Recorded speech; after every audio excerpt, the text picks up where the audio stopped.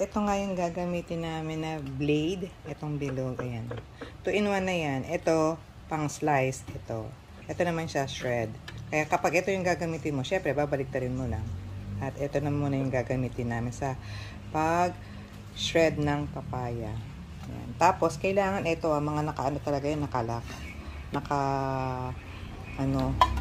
Yung kailangan kasi may maririnig ka na yan. Katulad yan, diba? Yan, ganun. Nakalak siya. Para gagana. Kasi pag hindi yan gagana.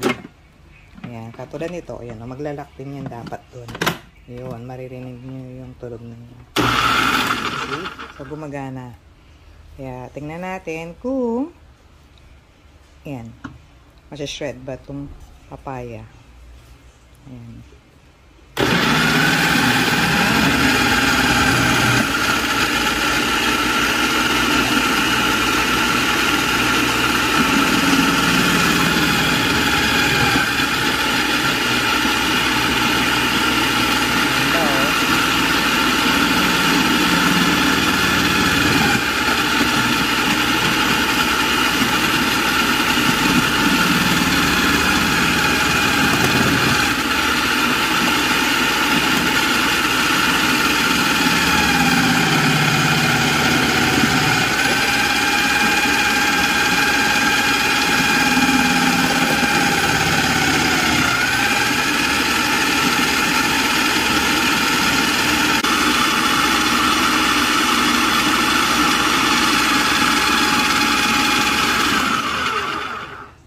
At ayan na, natapos na namin yung isang buong papaya.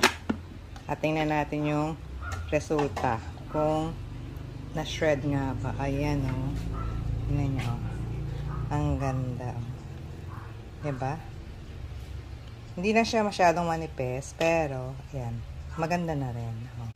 Kaya kung pwedeng-pwede nang magnegosyo nang gumawa ng atsara. Kasi nga, or iba pang mga shred kasi hindi na mahirap gawin. May konti lang natira. Yan. So, okay lang din naman. Kung hindi na to na ano. Kasi baka mamaya masugatan pa kami pag ipilit pa namin. Pero, ayan nga, talagang effective. Oh, ang ganda.